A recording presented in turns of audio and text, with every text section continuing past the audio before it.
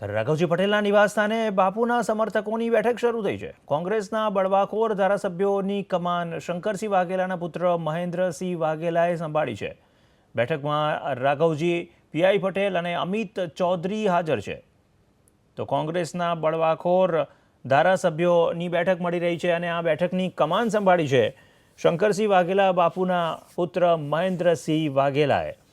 રાઘવજી પટેલના નિવાસસ્થાને આ બેઠક શરૂ થઈ છે અને આ બેઠકમાં શંકરસિંહ વાઘેલા બાપુના સમર્થક ધારાસભ્યો હાજર છે.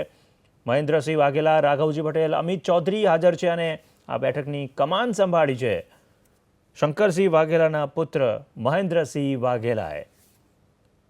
આગળની રણનીતિ નક્કી થઈ રહી છે, કારણ કે ચૂંટણી સામે પણ હવે ઓછો સમય છે. વિધાનસભાની ચૂંટણી માટે સામે રાજ્યસભાની ચૂંટણી છે અને એને લઈને આ રણનીતિ તેજ થઈ રહી છે.